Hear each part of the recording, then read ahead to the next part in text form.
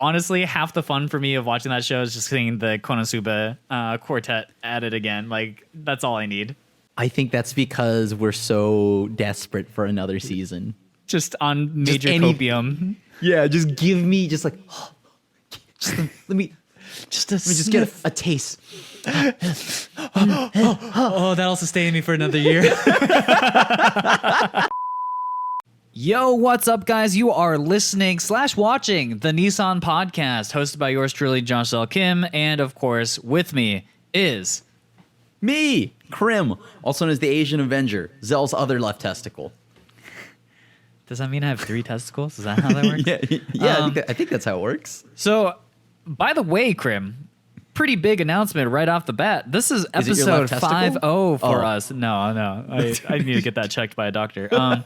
So we are at the big 50, not cops. We're at 50 episodes of the podcast, and it's crazy to think how fast it's gone. Like it's become just like a weekly ritual to be forced to hang out with Crim and talk about his bad tastes to broadcast to everybody online. And we've just, for some reason, we've turned that into a show, and for some reason, we've made 50 of those episodes. So I think that's exciting. A lot of episodes. Yeah. Like to be forced to hang out with me, man. Like, I'm sorry, dude. But legitimately, this is huge. I didn't think that we could get to 50 this fast. I thought 50 would be something like way down the line. And here we are. So holy hell, for everybody that's listened and supported this long.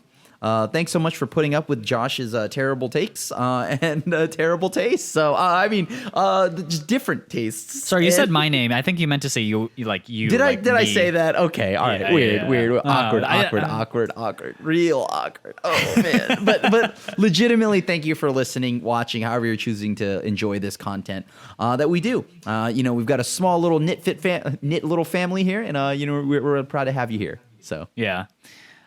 So with that said, let's get this episode started. And of course, we're going to start a little bit with some news to talk about first.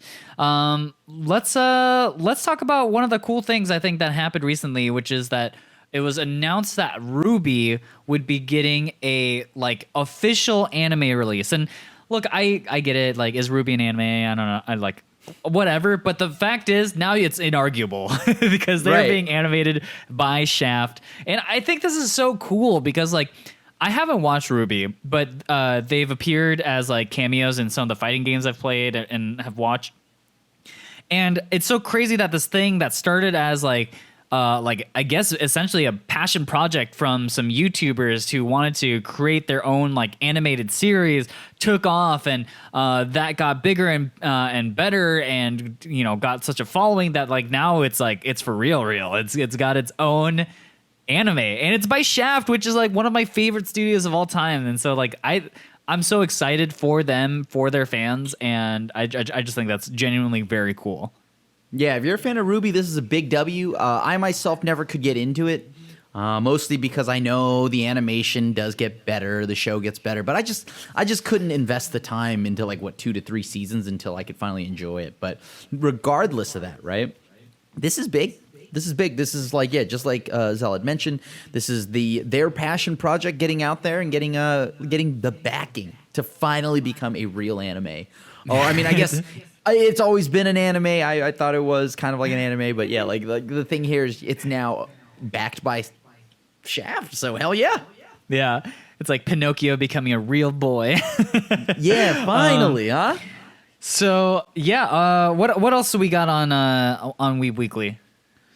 So we've got a few things. Mostly, I think one of the more important things that was announced as of recent now is Fully Cooley Grunge.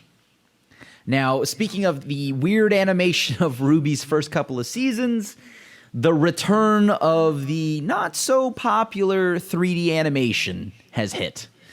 If you were a fan of the original Fully Cooley and its awesome art style, you're getting that if it were done 3D. Now, if you've watched it, it's not a full trailer. There's maybe a 10-second clip with the pillows playing, right? Now, I myself haven't seen anything after the original Fully Cooley, but I told myself I'm going to sit down and watch all of this. So as of right now, though, I don't know how the other two went, but I can say that Grunge still has that art style that I like from Fooly Cooly, but I am curious and maybe concerned about the 3D animation. Just because I've always had a bad, just anytime I've seen 3D animation, it's always been just had a rough time for me, right? So Yeah. I'm highly a little bit stylized, worried. but yeah. Right. It's still got that stylized, like it's like 3D art, but done stylized, as opposed to the generic, weird, blocky, 3D, stuff. So I can tell they try to put some actual like love into the project, as opposed to just a straight up cash grab. But at the same time, it still feels like I've heard not too many like glowing reviews in that like it's nothing like the stuff that came out after the original Fooly Cooly, that it's nothing like the first run. But I think to fall short of how good the first run is okay, right? So if it's not the worst thing, then I guess that's fine, because this is gonna be spicy. This is gonna be spicy. But if you love a band and maybe their album's just not as good as the first one, I hope that they don't try to spend the rest of their career trying to catch lightning in a bottle again, right? Like the thing here is, I hope they run with it and make it something else. And if it's not the same quality, I think that's okay. I'm speaking from somebody that hasn't seen it, but I'm hoping that's the case, because I am going to sit down and watch it after I finish watching Kataru Lives Alone and finish up on a lot of things. But yeah, so that's currently my thoughts on that. Like I'm a little concerned. But if it falls a little short, I think I'm okay. But yeah, what do you think, Josh? Yeah, I didn't even know that this was happening. From what I had heard, the sort of follow-ups to the legendary 6 episodes that was the original Fooly Cooly, like the follow-ups to it were not received particularly that well. It didn't seem like it was it felt very average, and just like no one was hating on it necessarily, but no one really liked it either. And so for them to now follow that up with, I think, which is a pretty radical decision, to now shift the art style into a different direction and all this, like I'm pretty concerned. And at this point, I'm kind of like, who is really asking for this? Like now who is the target audience for Fooly Cooly? Like, because when I think about the original Fooly Cooly, it was such a ethereal, weird adventure that, like, as kind of the way you put it, like lightning in a bottle. And it was just one of those things where I'm not really sure what the intent is. And again, since I haven't watched the follow-ups, maybe I'm the one that's out of the loop. But look, if it's good, it's good. If it's bad, it's bad. But from my point of view, there's nothing that really makes me want to watch this. So that's it's unfortunate too, because like I loved the original Fooly Cooly, but that said, I'm willing to be proved wrong. I mean, I've heard that it's just okay, right? Yeah. And because of that, I want to see it for myself. So I'm gonna give you the final verdict after I actually watch it. But as of right now, I think I'm okay if it falls a little short. As I said, like I mean, I think the cool thing about Fooly Cooly is when it came out is at a time when anime was so scarce. You know what I mean? Like there's one form of like to watch, right? Like Adult Swim. Or Toonami, right? And then and it lined up perfectly with the coming of age, like the coming of age story lined up with our demographic, right? Because we were all growing up as at that oldies. point. So yeah, us bag of bones, you know what I mean? So the goal here is when I watch the new stuff, I'm hoping it's able to appeal to the next generation of weebdom. So if it can do that, like, because example, if I told you to watch The Goonies today, would it be good, right? Like, I don't even know what The Goonies are. Perfect.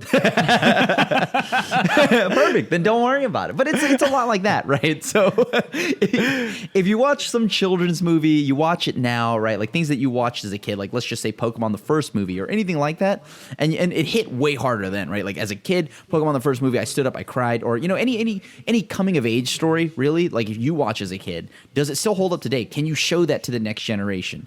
And if the new Fooly Cooly can still appeal to the coming of age, but to the new generation, then I guess it could work. Although I don't know which generation asked for the 3D animation of Grunge, because I think unanimously every generation has just said, "Yo, this sucks. Stop doing this." Yeah, I was gonna say like I hear what you're saying about like the coming of age stories and whatnot, but like I never really saw Fooly Cooly as like the original as being like targeted towards a younger audience. Like it's just a really interesting adventure and like very like metaphysical, metaphorical, like all the metas kind of like crammed into this like insane sort of thing. So I don't know. All tied to like a growing teenage boy, right? Or like you know, and like the things that you wonder, right? Like obviously.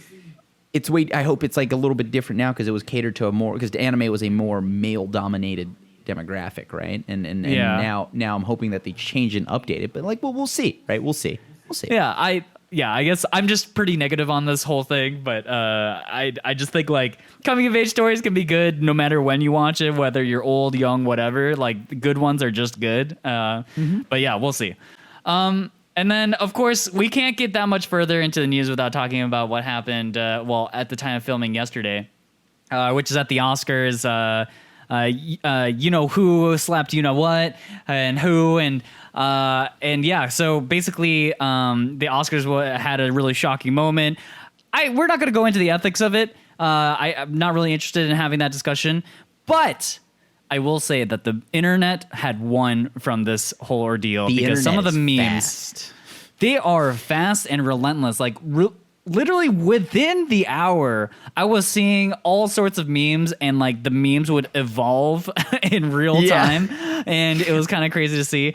And I think immediately, right within seconds, I'm glad. You know, I'm proud of the anime community for this one. You already saw the JoJo's, like, you know what I mean? The walk up, you know, like, you're approaching me. Like, you've already got that, like, in 2 seconds, like, after the event happened, right? And then people added, then it evolved, like, 15 minutes later, people added the music. And then it just gradually grew. And then, I don't know how, but I believe like RDC, like Mark, you know, like part of like RDC World, RDC. Dude, they put out a skit like within like 2 hours. Like, how is that possible? I think if you look at the filming outside, it's like nighttime or something, right? And if you look closely, so does that mean like they just immediately when it happened, they call each other up, come over right now, let's film right now. It's just they got a bunch of so fast on it. It was pretty damn funny. You know when you've witnessed like a crazy cultural event, and I hate to put it that way because like in the end, who gives a crap? But like I think what's funny about it is just like the memes have infiltrated every part of my world. Like my Twitter timeline, from like Magic the Gathering nerds to fighting game nerds. Like I saw one where they like put like fighting game hitboxes on the like the famous picture. I saw JoJo memes from it. I saw soccer memes from it. Like it was crazy. It was just like the whole world saw that moment, and it's just kind of funny to be part of that for, you know, a hot second. So that was pretty exciting. But yeah, let's talk about what we are all here to listen to and to talk about, which is the next season of anime. Spring 2022 is on us, and this one, as we kind of talked about it in an episode prior, this is sort of the season of love. And it really is. In season of slice of life, like I'm so excited to talk about these because this season seems like it's going to be very, very fun, and I'm very excited to talk about it. So it oddly feels very spring. Take it away? Yeah. Well, okay. Well, I'll take it away by starting it off as I think, you know, Josh and I, Xell and I, we both have agreed that like, yo, Shield Hero Season 2 is here, right? For those that are excited, that's great for you. That's awesome. I don't think either of us like it, right?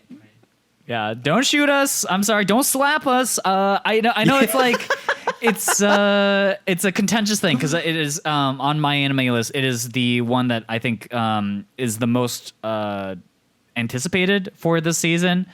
Which is wild. That said, not a fan. Yeah. Not a fan of the show. So you know, if it gums your gummies or whatever, if it does it for you, if it tickles your fancy, you know, do you? Okay. Yeah. But we're gonna move right on because, you know, something that we actually both are pretty excited for.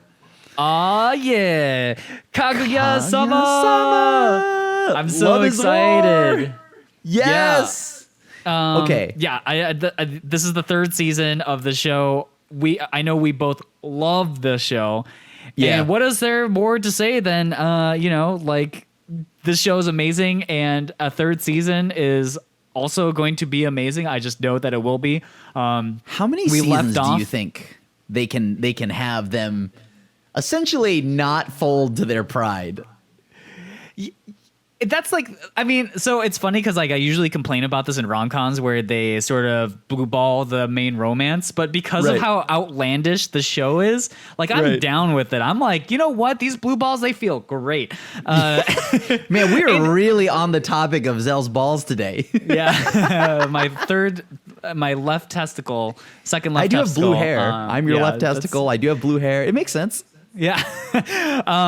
But at the end of season 2, it did seem like the relationship was slowly evolving, and I'm curious to see what more comes from it.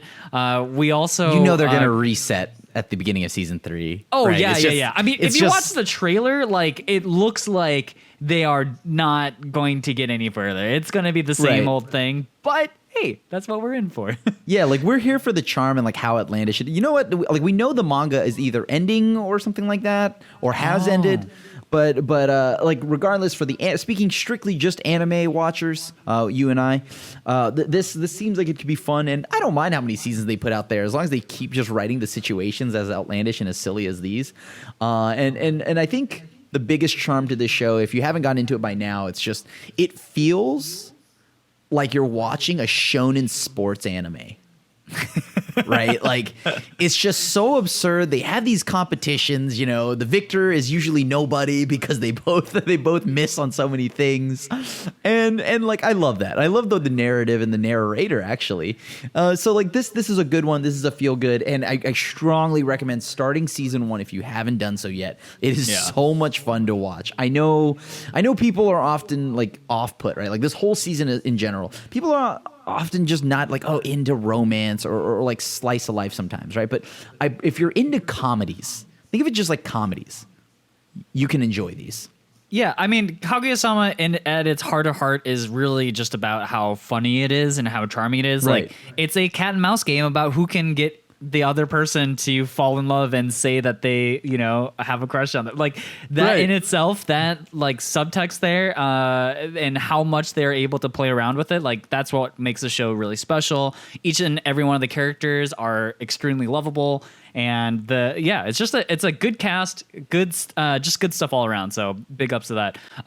Okay, let's move on to this next one, which I know Crim has been hyping this up to me. This one is also one of the, I think, most anticipated shows for the season. And this one is Spy X Family. And this one is going to be animated by Cloverworks and in combination with Wit Studio.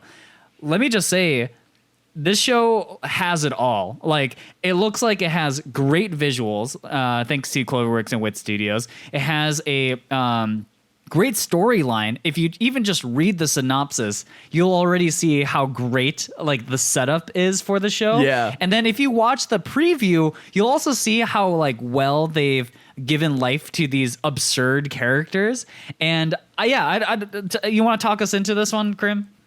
I think the problem is making it so that I don't only talk about this anime for the next like hour, because holy hell, this show has everything. Just watch the trailer. Right? I read the manga, I'm caught up on it, but like this is everything that I wanted, right? Like Anya is going to steal everyone's hearts.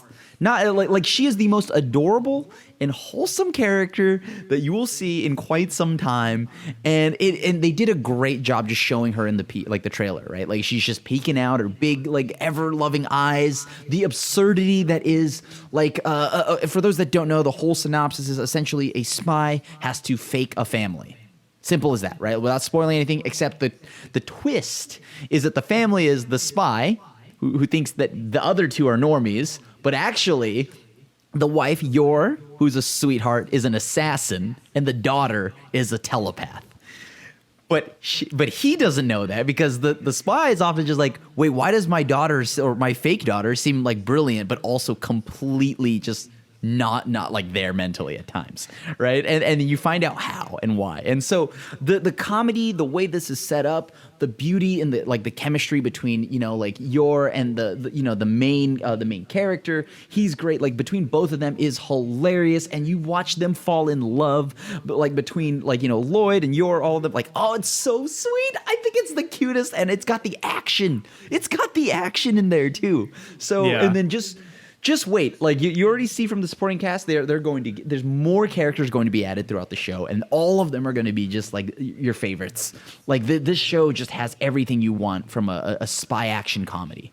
I think this show is so funny to me because the setup is just so good in that like the dad and mom, quote unquote, are both like in this fake family for their own reasons, and they think they're like the ones who have something special going on.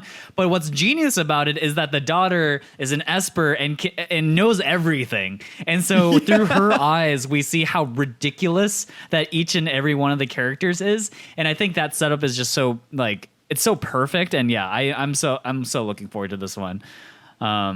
Yeah. I also, can I just slightly mention that the theme, like my anime list has this theme as childcare. That's a very loose way to put it, Mr. Spy and Assassin. So, this show's definitely on my watch list for sure. Moving on to the next one, we have the second season of Komi-san. Which both Crim and I, again, we liked the first season a lot. This show, if you read just the synopsis, it's it seems kind of run of the mill, where it's like, okay, girl is shy, wants to make friends, meets a guy, and they like hit it off, and she like learns to be more social, yada yada. However, and the show is anything but typical with how over the top it is. It's kind of like Kaguya-Sama, I think, in a lot of ways, where like the characters really bring the sort of simple synopsis to life, and the absurdity at which they go to is really like kind of the charm of the show. And this is, of course, the return of some of my favorite characters in anime. And I'm just very excited for this.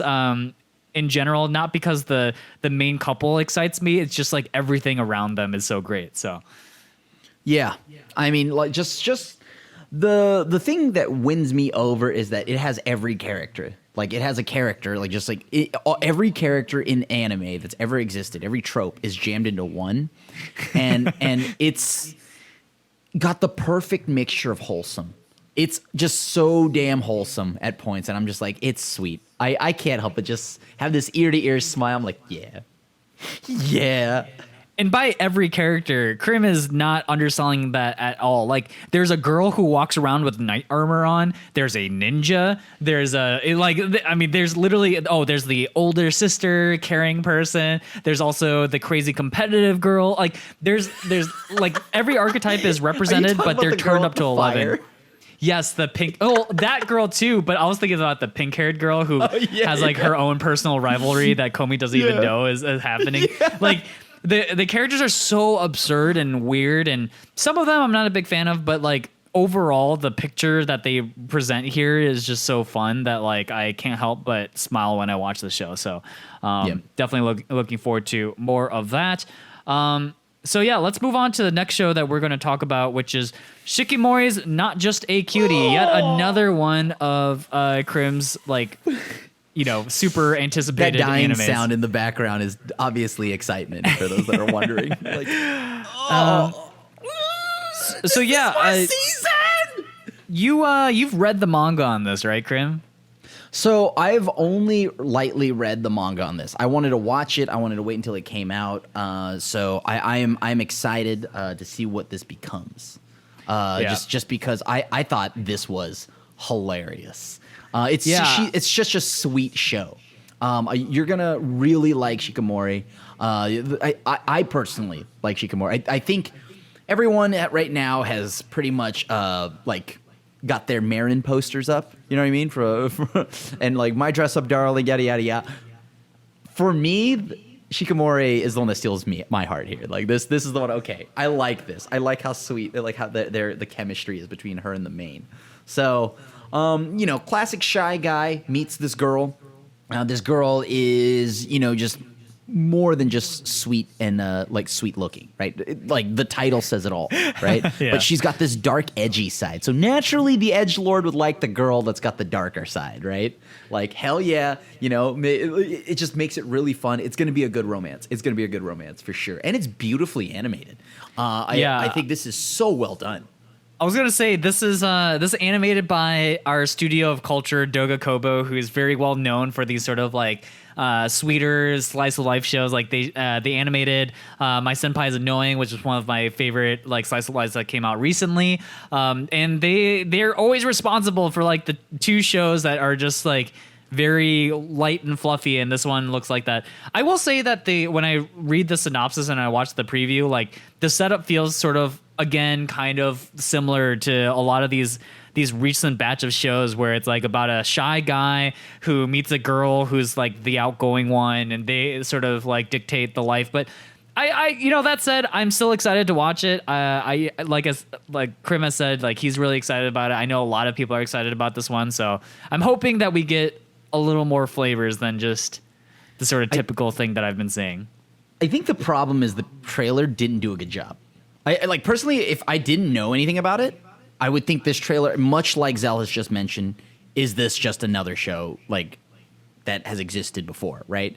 But I think that's because just the trailer wasn't anything spectacular, and that they didn't show what actually is in store for you, right? Like, yeah. So.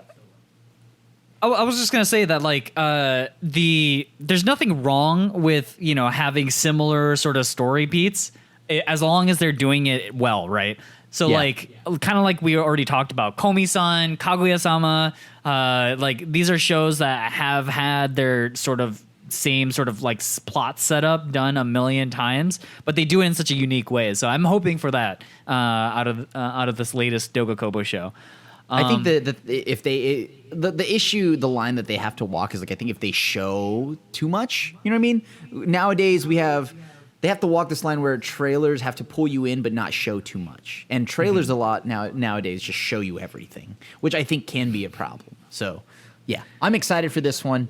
But what about the next two animes? Yes. So after that blistering start that we had with some of the I think the top, anticipated shows, we get into some weirder stuff. So the next one, I want to bring up, which is interesting, is called Aharen is Indecipherable. Aharen-san wa hakaranai. This one is weird. So just to read off the synopsis really quick, it's basically about this little girl who's just kind of weird. She's just a little spacey. She gets too close to people. She doesn't talk very loud. She's just kind of out of it. She either encroaches on your comfort space or doesn't talk to you. Yeah, and she is also this like about the size of, I don't know, she's like 2 feet tall maybe on a good day. And basically she meets this guy who off like kind of a chance moment, he returns an eraser to her, and apparently now she sees that as a sign that they're best friends, and now it's just about them hanging out. So I watched the trailer on this. It's one of those shows that like when my first impression of it is like, I don't know if this show's gonna be for me, man. It's just one of those things. It's like, essentially, it feels like you've made a sort of slice of life show where the two main characters are Drax from Guardians of the Galaxy, where they both... Wait, is that a bad thing? Yes. Mainly because, like, I just think... Excuse you? The characters are just not that interesting. And when they have interactions that just boil down to how many misunderstandings can you cram into a single scene, like, I lose interest, personally speaking. I just think, like... Look, I want main character. This is just okay.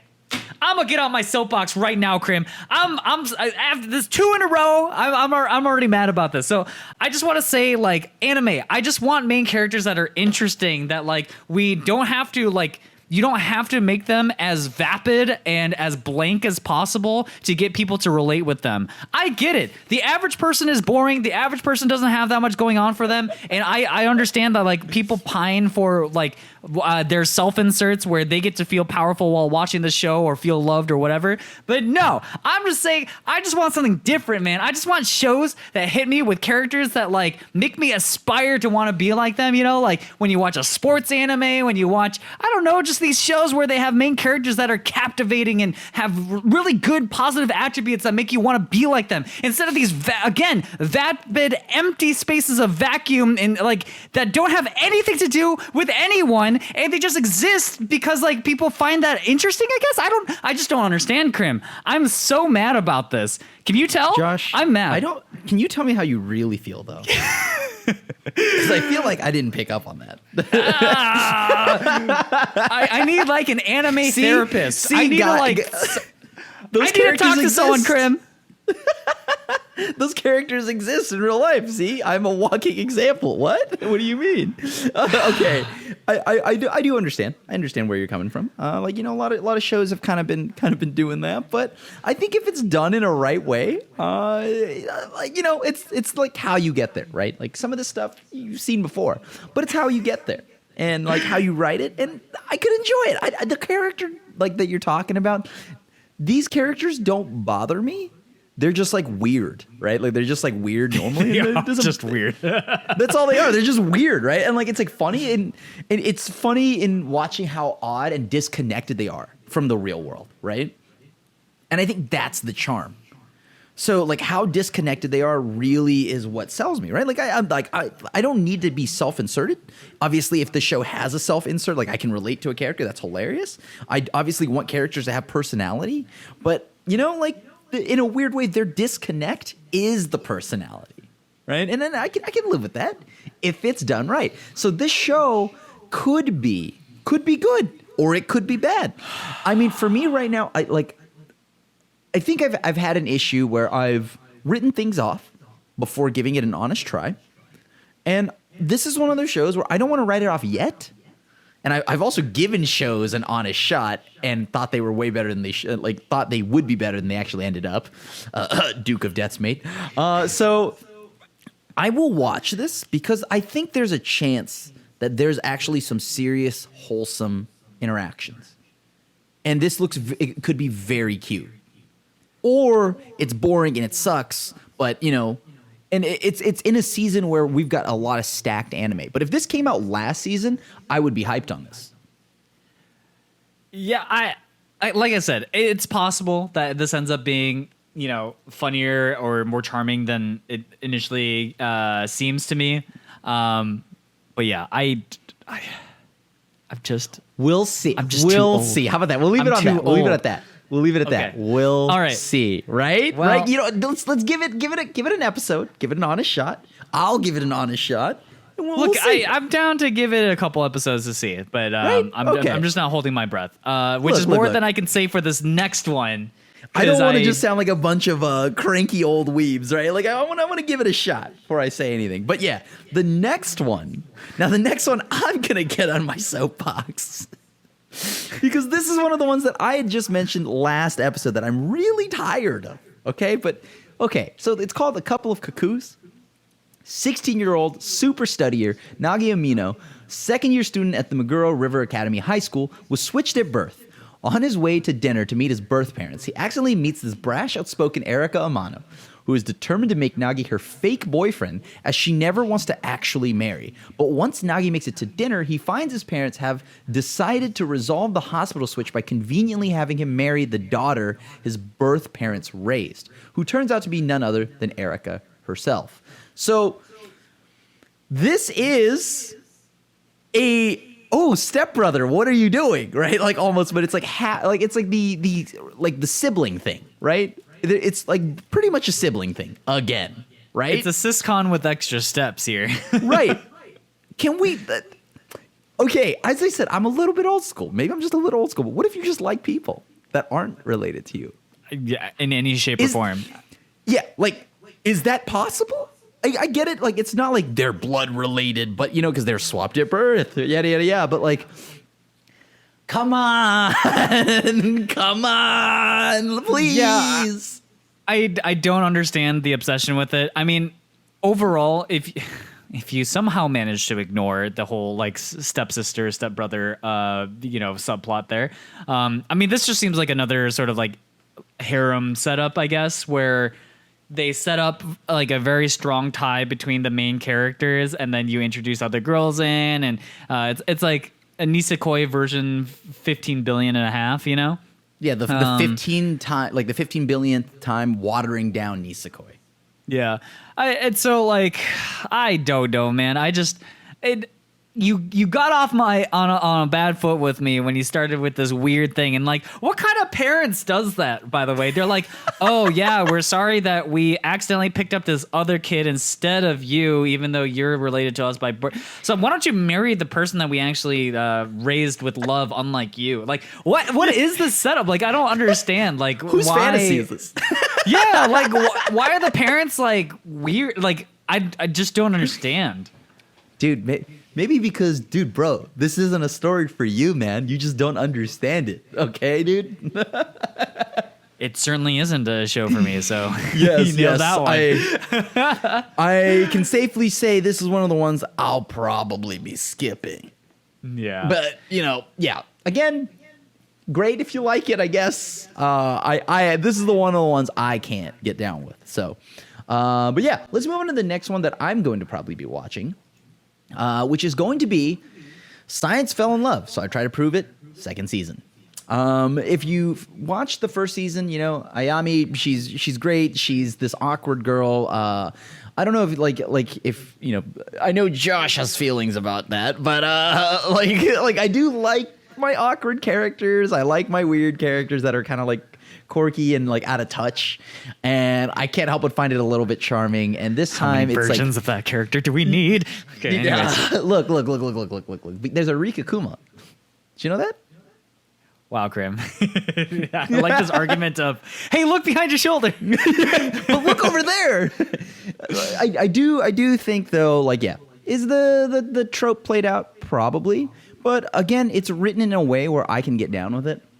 It's like watching two nerds who don't know, like, it's essentially another version of like Love is War, right? You're gonna get a lot of that this season of how many times people cannot admit love or understand how to process feelings, right? That's essentially this season. It's like, yo, anime community, how are you out there? Do you know how to process feelings? Because this season, are you guys down bad horrendously? Natural, dude. As I've said before, I'm down catastrophically, so that's why I love these shows, right? So these shows are perfect. They line up with me, and I know. There's not like John. Not all of us can be like Xell, well-formed sentences, cohesive thoughts, and knows how to communicate. There's the Crims out there that just, sit here and like. So like, but see, that's what I am, and I want to aspire to have, I don't know, the wittiness of Sakuta from I almost said My Chemical Romance. My oh Buddy damn! Girl I didn't know Senpai. that. My Chemical Romance. Was that Helena, also known as? Oh yeah. Also known as Mai Sakurajima. I don't know if you guys. I think in the Japanese translated, that's how they say it. Anyways, see, yeah, like as I was saying, let us know in the comments. Clearly, do you think like if I told you up front right now? You listen to Xell. You listen to him talk, right? Tell me right now. Tell me, YouTube, do you think he seems like he's cool, calm, and collected? He knows what he's talking about. I'm the bumbling idiot that's like, juggling things around, but that's just because that's me. So I think these characters are fine. I think the clueless characters are fine. I relate to the clueless characters, so. It's funny because like this show bothers me a lot less than some of the other shows that are like this because like at least the concept hasn't really been done as far as I've seen, where like they basically Dr. Stone the essence of love, where they like they take that bit really far. So look, it's the show is definitely like a turn your brain off romance thing, and if you're down with that, like you'll like the show, I think. So my brain's never on, so yeah, it was great. Perfect. These next three shows. these next three shows are sort of the isekai of the season bunch. We have Ascendance of a Bookworm season 3, which has actually a pretty solid following, I think. Yes, I was gonna say, I get it. They're isekais, and just much like I've mentioned before, I'm okay with an idea being regurgitated and done 1,000 times over because in the entertainment industry, all of that, it's always regurgitated usually, right? There's very rarely something new, right? So, but the thing that actually was a twist on the isekai was that they actually, for those that don't know, this is a story about somebody who's reborn, right? She's had like no social life before. She's reborn into a new world, right? And in this world, another main character that has lack of social skills. I'm just saying. Look, as I said, this is the season where anime community, you okay out there? Like I'm here for you in a weird, awkward way. She's reborn into a new world, but this is where it gets spicy. That's why I like the show. It's that the book hasn't been invented yet, right? So she's trying to bring the first piece of literature into this world, and I like that. I think there's charm to it. The show moves like kind of little too slow at points. And I won't lie to you, I wove in and out of season 2 because it just moved way too slow for me, right? But I was still watching it. So hopefully, with where it left off, they can dial it back, bring it in, and it seems like this show can't run on for like 50 seasons. They have to end this. They have to end this because, like, you're telling me we're going to have 15 seasons until the first book is written. That's going to be problematic. But it comes down to, like, inventing paper, right? So if you're okay with Dr. Stone, I think this is along the lines of Dr. Stone, but instead of science, you just make it literature. So... yeah. I think this is one of those shows, like, I think compared to, like, I'm not going to lump this in with the rest of the isekai garbage where, they're actually bad. Like, this show has its following. I've heard good things about it generally. Like, it's not the best, but it's nowhere near the worst. And it's more than an acceptable show. So I know a lot of people are excited about this one as well. So yeah. The other two, though, are like Skeleton Knight in Another World or... I see the one after that, Yusha Yumamasu or whatever. I thought it said I'm quitting heroin, and I'm like, but I'm just like, I would be in for that. That would sound like a unique anime. Wait, actually, did they make Breaking Bad an anime? And then I read the synopsis, and I was like, hold on, I read that wrong. So, yeah, like both of these shows are just very much run-of-the-mill fantasy / isekai anime. Like there's literally nothing new. Reskinned characters. Like completely. Besides the fact that Skeleton Knight is like kind of looks like Sans from Undertale, and I'm Quitting Heroing has a title that not initially heroin. brought me in. It's not heroin. Like yeah, there just really isn't that much to say about these two. Like someone can tell me if this is actually the next coming of an isekai that like takes over the world, but like I'm not looking out for that. Okay, so let's get into this next one, which I'm actually very excited about and is very interesting to me. Yes, and same. also, funny enough, some funny things about the publishing I've heard about this one as well. So this show is called Summertime Render, and essentially this is a show about a murder mystery, and it's very. If you watch the preview for it, it's got a very like mature tone to it. But one thing that I think is very funny about the show is that apparently it might be being published on Disney Plus ? Or something like that. Yeah. So like I was very confused. I was like, I'm not sure. Disney's trying to get into anime, more of it. That's Same what with I'm Marvel. hearing. And so that's why it's so weird that like I heard that this one might be on Disney Plus, but like again, this is a murder mystery, so I'm like I can't think of Daredevil. That's a murder mystery. So yeah, so I guess like in the line of murder mysteries, they're just bringing all that to Disney Plus. I don't know, but yeah, like this. Okay, well, first off, let's talk about what it is. After his parents died, Shinpei lived with Kofune's sisters, Mio and Ushio, but he has since moved to live on his own in Tokyo. But after Ushio drowns while trying to save the young Shiori, he returns home to mourn her departure. However, bruises around Ushio's neck bring her cause of death into question, right? So, you can kind of figure it out from there. But, like, this looks... Okay, this has potential to be the anime of the summer for me, or of spring for me. Like this, I know the others. The others are going to bring this. Okay, it's either that or Spy Family for me, or Shikimori. Right? Those are my top 3 for this upcoming season: Shikimori, Spy Family, or this.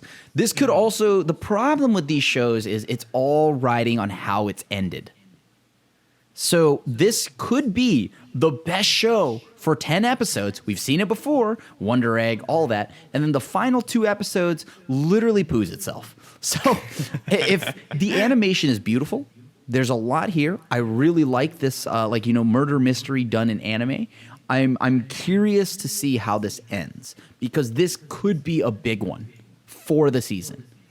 Especially in a season, it's also the standout because I think it's one of the more serious ones and darker toned ones from this season. Yeah, I that's like the big thing is like this is so different than some of the shows that we talked about, right? Like a lot of the shows so far we've talked about are your standard fantasy stuff or like slice of life, and then here's murder mystery, man. Like this is going to be a little more mature, I think, maybe a little more graphic. Like, so Josh, you're going to need to get a guardian signature. Okay. Well, you can be my guardian because you're certainly old enough. That's true. Thank you. I am ancient. Thank you. Thank you for letting me know again. Got him. He's laughing, but on the inside, it's that meme where it's like the mask, right? Yeah, smiling with tears. Okay. So yeah, you're there in 2 months. That's true. Crim kind of mentioned it though. Like, I think this is for sure, like, potentially a dark horse pick where this could potentially be a standout anime that no one really expects. And we'll see. And like, also, I agree with Crim too. Again, like, a murder mystery has to really nail an ending, right? Like, it's a mystery. Like, how good can a mystery be if the ending sucks? Like, I really don't know. So, let's move on. Okay. What's the next one you want to talk about? The next one I want to talk about is Love After World Domination. Yes, your resident piece of trash, me, has to watch this show because if you don't know, it's the synopsis is: in the eyes of the public, Furu and Desumi are sworn enemies who have nothing in common. Also, Furu, also known as Red Gelato, which, by the way, the gelatos look like Power Rangers, right? It's like on that Power Rangers kind of like trope and stuff. So yeah, is the leader of the hero squadron Gelato 5, whose mission is to bring about world peace. On the other hand, Desumi is the minion of leader of Gecko, a villainous organization seeking world domination. However, despite these differences, their relationship is not quite what it seems. When they're not making a show of being at each other's throats, Desumi and Furu continue to pursue a forbidden love. So it's kind of sweet. It's romantic. It's another love story, but it's a love story between a hero and a villain, essentially, right? Yeah. And like what they do when they're not heroing and being a villain. So this has the makings, the setup to be absurd but like obviously it's gonna have fan service. You can just tell by the main Desumi's like outfit. There's already, I'll let you know this right now. You don't watch the trailer if you don't want to, but there's a scene where she literally like kind of punches down or does this downward attack, and naturally the skirt goes up. And where's the angle? Riding right up the thighs, right? Like, yes, thank you. So yes, your resident piece of trash is here to inform you. This is my trash pick for next season. I love it. I don't know anything about it, but anything with Gelato 5 has at least warranted 4 to 5 episodes of watching for me. Yeah. And the main character, like Desumi, she seems like a sweetheart, and my inner trash can't help but love her. And maybe Anime Expo allows it, and it's big enough, I might even buy a Daki. Who knows? The setup for the show is just so absurd and funny, and like I think the whole idea that they're kind of these like Romeo and Juliet star-crossed lovers situation, and they're just having to like make a show of their feud to like not let anybody know what's actually going on is very funny to me. So yeah, I think this is a show that has a lot of potential. It's one of those shows that could be pretty funny, and I'm actually looking forward to watching a couple episodes of this. I think I can do a deep philosophical breakdown. You know, like when you think about it, it's like opposites attract, man. You know what I mean, dude? Like, whoa, dude. Magnets, right? Like, how do they work? I'll introduce another show here that I'm also looking forward to. Danseur. This one's going to be animated by Mappa. Oh, who are they? To go over the synopsis. Anything? I don't know. I think they have loads of free time. I'm sure. Mappa's small indie studio Mappa. Okay. Yeah, they just have so many animators to spare. I'm sure. But yeah, the synopsis goes: Junpei is happily snoozing away during his sister's ballet recital when a male ballet dancer steps onto the stage. Moved by the strength and skills the dancer displays, the boy discovers his love for this art. But after a certain tragedy happens, he vows to leave his past behind and turn into the epitome of manliness. What will he do when his love for ballet reignites? So watching the trailer, the art style is very unique. It kind of brings to life kind of like old school shoujo manga. Like the way that the characters are like strung out. They're like very long looking and they've got those giant eyes with like extremely long lashes. And it just reminds me of that era of like clamp manga when they kind of ruled the world. And so I don't know. I think this is kind of an interesting one. The plot of it kind of reminds me of, have you ever watched the movie Billy Elliot?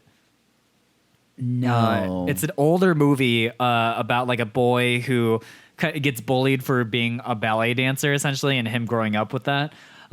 Which, by the way, funny story is that the ballet kid from that movie, guess who he is now? Cristiano Ronaldo. Spider-Man. He's Tom Holland. Oh, it's Tom Holland? Yeah, which was like really funny looking back on it. That's pretty rad, dude. So anyways, yeah, Billy Elliot. So it kind of reminds me of that. And this is one of those shows that I think, again, like this is doesn't look to be like your kind of humorous take on this thing. It looks very serious. It's got a little bit of a darker tone to it. So yeah, I just think, hey, look, it's animated by Mappa. Like it's gotta be worth a watch, right? Yeah, I can see that. I can see that. Like it looks like it could be cool. Not sure. It seems one of those shows like a lot like how I know I might get roasted for this, but it feels a little bit slow. It looks like it'd be slow like Blue Period. I don't know. I mean, I might watch this. Yeah, I definitely agree though that like, look, as far as like dramatic shows like this, like it's even titled as like a drama, like these shows can waffle a lot, and so it will take. And you've just been more of a pancake guy. I get it. Yeah, actually, that's just not true. I love waffles. I know, I love waffles too. The first 3 episodes are going to be really important, I think, to the show to see if I actually like want to watch it, because it really has to hook me. Because again, I'm not a ballet dancer. I have no affinity for ballet. So like the characters and like the kind of situation that the characters find themselves in, they have to hook me. If they don't get to the point in the first couple episodes, like I'm out. So yeah, this is one of those shows where a lot like what is it we've had. What was the one? Oh yeah, the Aquatope, right? Like we've got to like make sure that the dilemma, the issues are present soon and right away, like within the first couple of episodes. This is one of those things where like it can just sit around and like turn its like wheels like over and over and over and over and nothing happens. So that's kind of the problem with these kind of shows. But we're gonna see.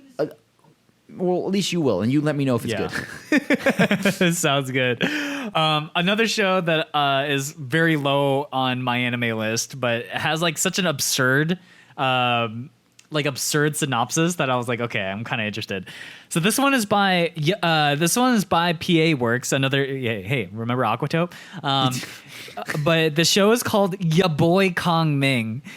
General of the 3 kingdoms, Kongming has struggled his whole life, facing countless battles that made him accomplish the accomplished strategist that he was. So on his deathbed, he wished only to be reborn into a peaceful world, and was straight to sent to modern-day Party Central Tokyo. Can even a brilliant strategist like Kongming adapt to the wild beats and even wilder party people? So this is like a reverse isekai where... So for anyone who doesn't know who... I don't know, because there's Is that this Roman becoming one. a trend? Right, yeah, because the Roman one just aired, and now we have the reverse isekai. People are coming to our world as opposed to Yeah. going to theirs. I guess in some ways you could say Devil's a part-timer maybe, kind of brought that in. They were like, hey, wait, Right. we could do this again. Right. And so, anyways, this show is so funny to me. One, it hooked me right away from the beginning because I love Dynasty Warriors, the video game franchise, which is all about the War of the Three Kingdoms. Right, And so right. the idea that one of those like generals came back to life in modern day is just like a very absurd sort of thing. And he's even got the same sort of outfit that he wears in Dynasty Warriors. So yeah, this is just like one of those absurdist shows, and the trailer actually makes it look kind of decent. And again, it's by PA Works, which means that the animation is going to be good looking. We'll just see about what the story will entail. This one is actually based off a manga, so it's not an OG works from PA, but Right. yeah. There was one that I kind of wanted to see also and like slightly talk about, which was the RPG. RPG Fudosan, which English translation is RPG Real Estate. It looks just like this fantasy world, cute girls doing cute things, and I don't know. I kind of get down with that, right? Like if it's not like weirdly perverted or something, but it seems like this could just be a slice of life in another fantasy world, right? And it's not like it's an isekai, like where they're reborn. This is just, it's actually in a fantasy world. So if the season's moving slow and a lot of the shows end up being a stinker for some odd reason, I could see me starting this as a filler. Like it's got me curious, I think is what it is. Look, man, this show is another one by Doga Kobo, and they do this genre extremely well for the most part. So I would also say that this show could be one of those shows that ends up being much more fun than what meets the eye. Like, Right. I think of like Comic Girls and stuff like that. So yeah, I think this is a good one. I feel like this could be like the Slime 300 for me. I know that you didn't like how that eventually ended, but like for the start of the show and most of it, was fun. It was It was a fun. good start, right? Like, and it was pretty fun. So it looks like it could be that. Yeah, so that kind of rounds up the general like anime shows that we were excited about. Now, the Right. thing is, besides just the animated series stuff, there are a lot of other releases that like I think people are going to be excited about. So we wanted to mention those. Oh my God, there's so many things. So let's talk about ONAs, which stands for Original Net Animation, which means these aren't being broadcast like on TV anywhere, and instead are going straight to like think of them as straight to video, right? Or straight to like streaming services. Right. And one of the shows that I have been looking forward to since I saw the trailer a while back was Bubble, which is going to be like a movie. It's 100 minutes long. It's by Wit Studio, and the story and the sort of setting is nonsense. Essentially, the world has lost control of gravity. And thus now people do like parkour competitions, and they go that's essentially the setup is like this guy and this girl who are part of these parkour combinations. They meet up and I honestly don't even know much more from that, but it looks really cool. So It does. It's giving me some almost like a like Your Name, kind of Weathering with You style, like art. So I kind of like that a lot. And then of course, I think the concept itself seems pretty interesting, right? Like it seems pretty interesting to see what it essentially would be like to have not have gravity.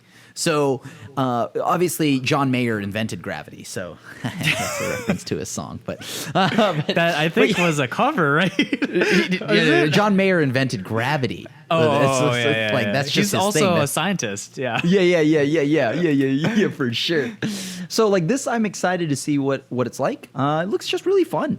And it's done by Wit. So, if you don't know Wit, then like we've been pretty high on them before. They used to do Attack on Titan, but they also did the most recent Magic the Gathering Neon Dynasty short. So I was a huge fan of that. And once Wit did a MTG short, I'm a huge fanboy of Wit now. Just everything Wit. But yeah, so there's a little bit more than just that, right? So we also have Vampire in the Garden. Now, this one is going on to Netflix. And so the synopsis: once vampires and humans lived in harmony, now a young girl and a vampire queen will search for that paradise once again. In the divided world of the future, two girls want to do the forbidden. The human wants to play the violin, and the vampire wants to see a wider world. I don't know where the violin comes into this, but Xell, you gotta like be in for this, right? Like you play a little bit of the violin of yourself, you know what I mean? Come on, right? This has got to capture a little bit of your interest. Like, how does the violin? Is this one of those things where like you read the synopsis, right? Like when we read Vivy, pop star, Vocaloid goes around and tries to just swoon the world with her singing. Right? Is this going to be something like Vivy where like randomly, damn, like is like the art style and the way things look, it looks like I'm going to get hit in the feels somewhere along the way. And it's going on to Netflix. And it's going to get on there on May 16th, but it looks good. Like it looks very good. I don't know how Wit Studio like Mappa has any time to make this many things, but this show looks incredible. I don't know what to say about it. If you watch the trailer, like this is a damn good trailer. Like it just kind of hits you with a lot of stuff, like definitely some violence, some big violence. Yeah, violence. I think the relation. I think I've solved it.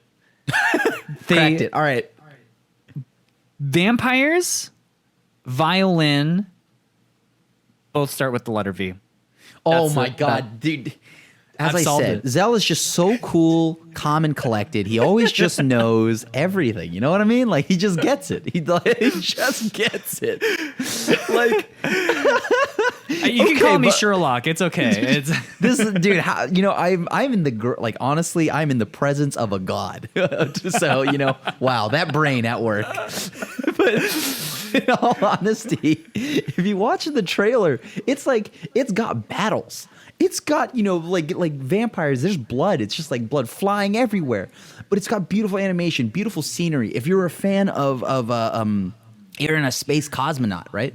It gives me a little bit of that, but with more darkness. And like if you took the romance out of it, right, and you added it feels like just more of Castlevania at times too, right? But I'm okay with that. And you know what? The best thing is the animation does the beautiful blend of 3D. This is when studios hear, oh, they like 3D, I don't think they're listening truly, because this is what we mean when we say good 3D, right? And this just looks like it has it all. The plot already lends itself to, like there's like Oscar baits and things like that. This feels like it lends itself to like feels trips immediately. Yes. Yeah. Because the divide between species and whatnot, this just looks really good. Could suck. Dude. I have high hopes for this. I mean, dude, but I didn't think they could mess up Fena.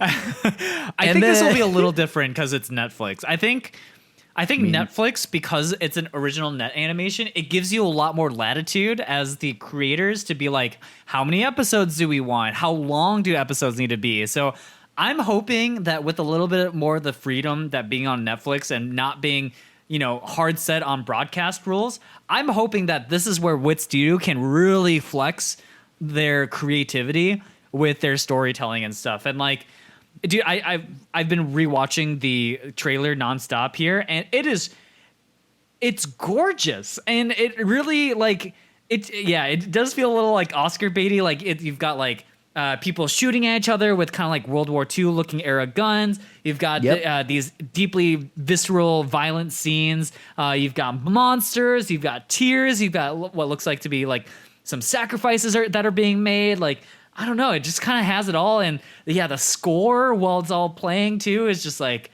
ooh, it just gives you the nerd goosebumps right away, man. I don't know. Right. This is another one where I think I don't know if there's actually any hype on it.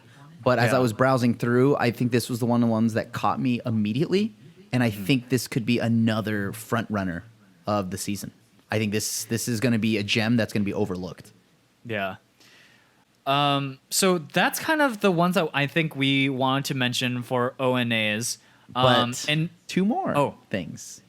Oh yeah, because we're going to talk about some movies, because there are a lot of movies that I am excited about here. And I think there's a lot, like, Dude, anime is firing at all cylinders right now. It's kind of nuts. We're back. We're picking back up after last season. Now I know that everybody's like Attack on Titan, Demon Slayer. Yes, those two were bangers. But when you look past that, I don't know. There wasn't that much, right? It felt really slow compared to the seasons before. Now I feel like we're back. Like we took a season off. We had an off season, and now we're back. This is the season where we get a lot, and I mean so much anime, and especially after seeing how well Jujutsu Kaisen did after falling short of Batman, which, by the way, if you haven't seen it, we have a whole episode reviewing Jujutsu Kaisen 0, so go check that out. But yeah, this looks like it's going to be the season to get weebs back in it, right? We kind of got into other hobbies in our off time, the off season, but now we're back in full force, and of course we're starting with for those that don't know, if you're listening to this, I'm currently holding a Miku Nakano figurine in her wedding outfit, and I hold it near and dear to my heart. Why is she in that wedding outfit? I'm curious. No, there was what? What? Is she getting married? I don't to know. me at least. So the thing here is, that's right, the Quintuplets movie comes out May 20th. Now, May is a hot month to come out, and that's not a reference to my attraction to. Just kidding. No, legitimately, it's a hot month because there's a lot of movies that come out that month. So we're gonna see how anime movies hold up to actual mainstream Hollywood stuff, right? We're talking May is usually around Free Comic Book Day, which is always a new Marvel movie. You've got lots of things coming out in May because it's the start of summertime, pretty much. But yeah, the Quintuplets movie is gonna hit, and God, am I excited.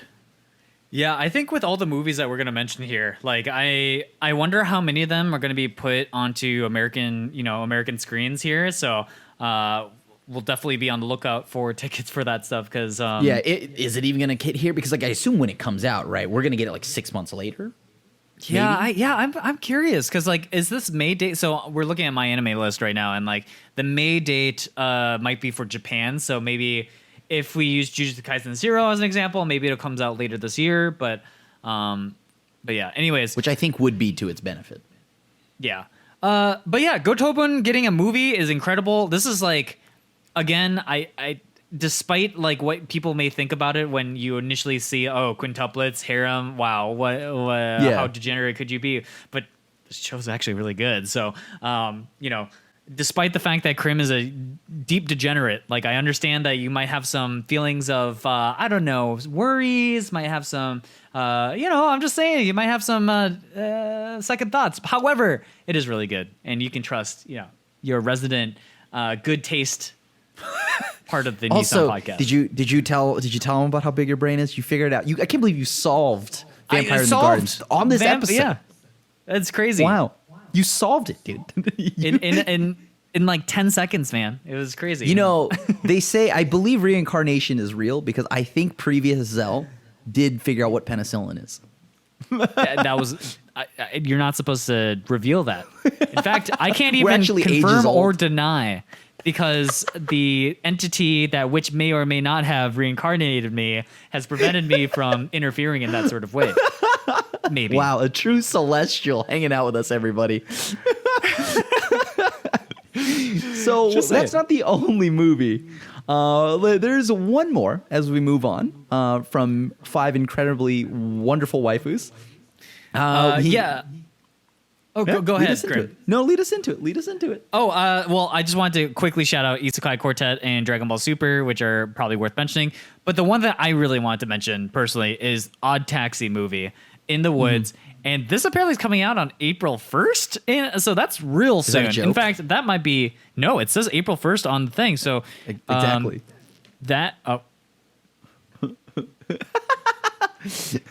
Sorry, goddess, can you isekai me back? That would be great. You're being punished by being isekai'd into this world with me, actually. Oh, I see. But yeah, so I recently just watched this series, and it was my pick for anime of the year. I think this show is just absolutely incredible, and the fact that there's a movie coming out so soon too is super exciting. So I want to watch this right away, but I guess we will have to wait until it comes to our theaters. But But that, like I said, there's a lot of movies here that I know have some pretty big followings. Free, if you're into shirtless swimming guys. Takagi-san, if you're into that show. Recycle of the Penguin Drum is coming out, which is the movie for Mawaru Penguin Drum, which I heard is also very There's good. even Detective Conan. Detective Conan, which is actually the longest running show. I swear to God, it feels like. So yeah, there's a lot of stuff. Detective. Oh yeah, Conan's, like, I think, Shin-chan. Yeah. But yeah, like there's so much coming out. So also, I forgot Isekai Quartet. I forgot. You know, that's a good thing to mention too. Did you know that Rie Takahashi she voices Amelia, Megumin, and like so she just voices numerous characters, and when they're combined together, she just voices numerous characters all in one movie. If you've ever watched this show, like this show is so funny because I swear to God, it's all just like sponsored by the voice actors because they sound like they're having so much fun in this show. And like I think a lot of them have multiple roles in this, by the way. I love that. Like Rie Takahashi, like she voices so many characters, and I love her. She's like probably like my favorite voice actress, and she gets so excited for her characters. So I'm just always happy to see her. Dude, they have such a stacked voice acting lineup here, like Sora Amamiya, Kaito Ishikawa, Yusuke Kobayashi, Jun Fukushima, Aoi Yuki, the hard carry of Spider. Like, I mean, these shows are... They got it. Yeah. If you haven't watched Isekai Quartet, by the way, like the show, even if you haven't watched all the shows that are like featured in Isekai Quartet, like the show is just good, absurd fun. So I'm not really sure how they made a movie out of it, but like it's going to be fun. You know honestly, for me, mommy? it's like, Aoi, like she voices mommy in Rent a Girlfriend. Oh my God. She can do it all. She really can. Yeah, I just thinking back to Isekai Quartet, like honestly, half the fun for me of watching that show is just seeing the Konosuba quartet added again. Like that's all I need. I think that's because we're so desperate for another season.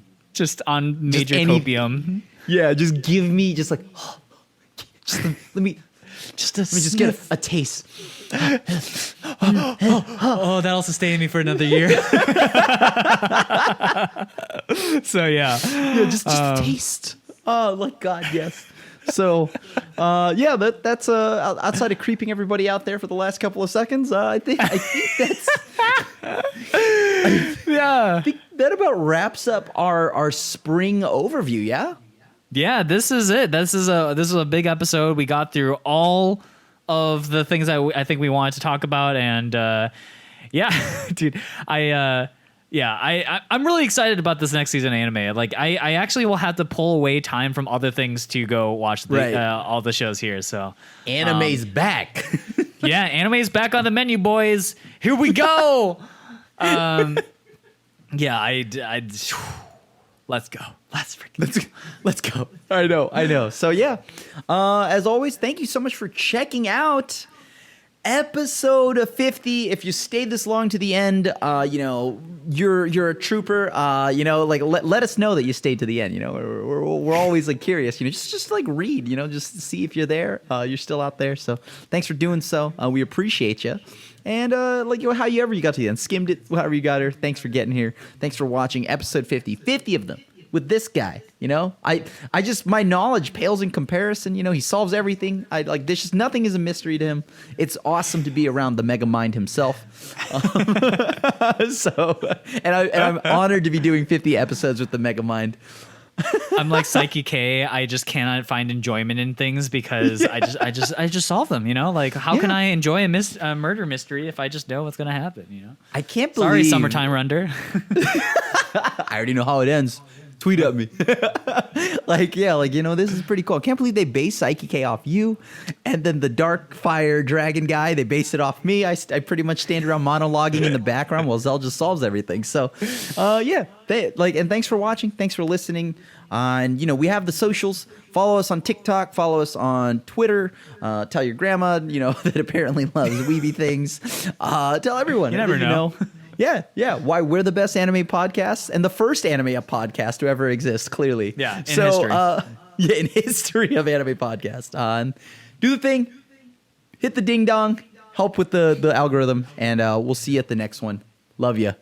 Peace. Peace out.